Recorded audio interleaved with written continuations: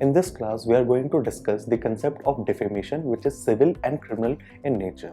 But before that, let's understand what does Dr. Winfield has to say about defamation. According to Dr. Winfield, defamation is a false statement published against someone which lowers a person's reputation against whom it is published in front of the responsible citizen of the society.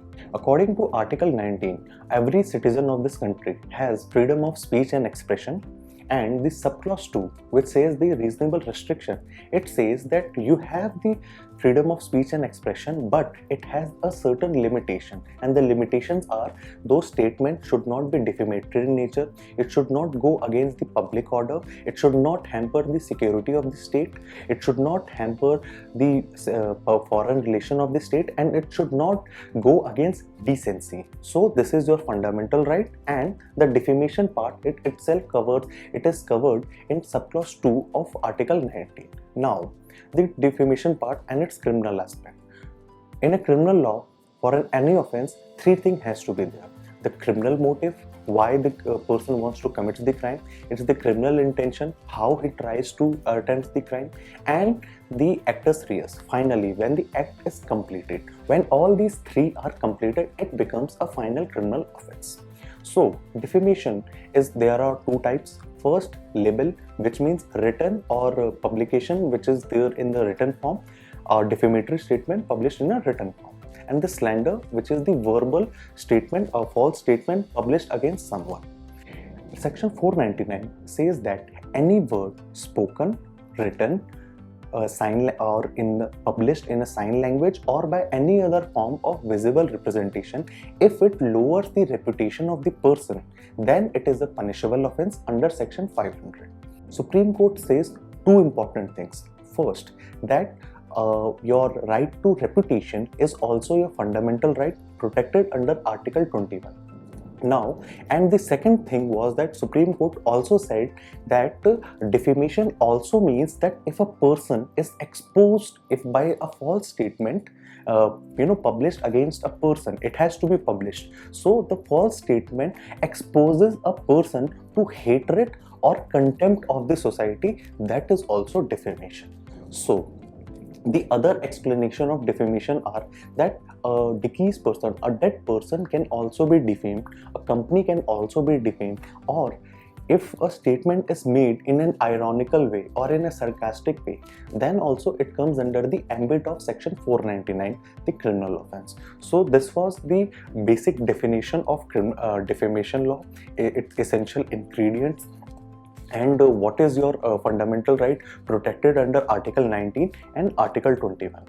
The second part of Section 499, that what does not constitute defamation, which is the first exception. First exception says the imputation part. Imputation means a false, your charge or a claim against someone. So if a person is speaking truth against someone, which may lower his reputation, but that statement is made in a good faith and the statement is truth, then it is not a defamation. Second exception says that if a person is questioning the conduct of a public servant or an officer, then it is not a defamation.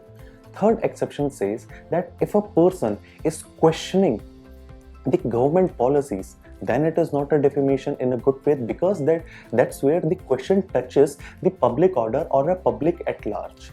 Fourth exception says that when the media houses publish any proceedings of the court proceeding, then it is not a defamation, because media has the right to publish each and every proceedings which has happened in the court. Now there are few things which you have to understand.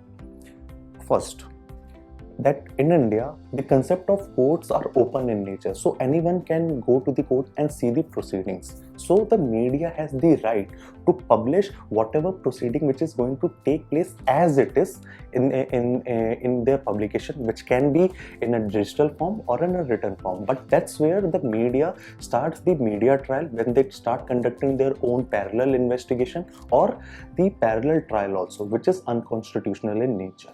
Now, moving forward, Fifth exception, suppose there is a judgment passed.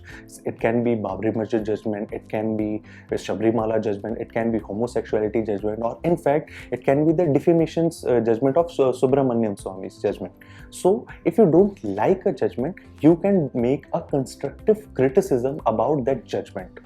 Okay, and that won't amount to defamation, but at the same time that does not mean you insult the judiciary as an institution, because that becomes that's where you are, it becomes a criminal offense and it is covered, you will be punished under section 500. Okay, now sixth part, the merits of public performance. Suppose a person writes a book, or he is conducting a course, or he makes a movie.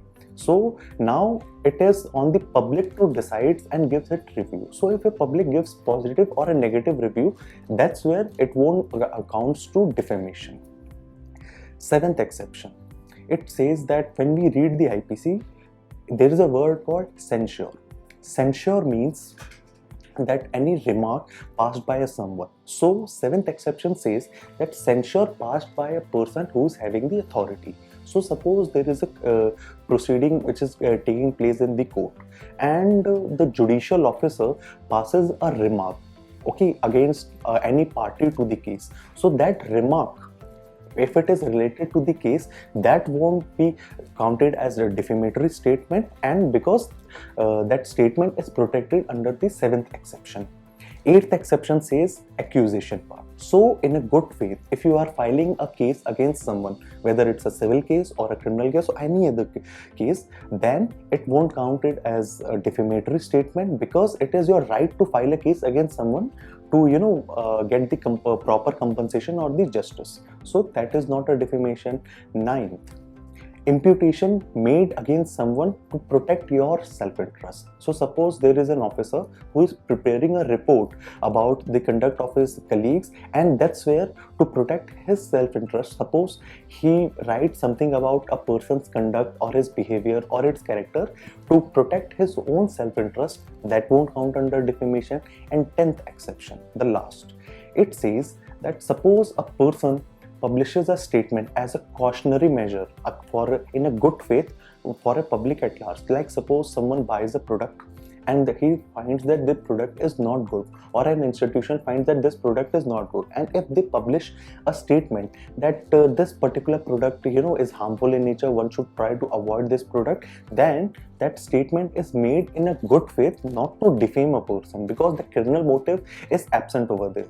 Okay, so that's where, because it's for public good and the statement is made in a good faith, that won't count it as defamation. This was my first review on the defamation part. Hope you have enjoyed it. Thank you.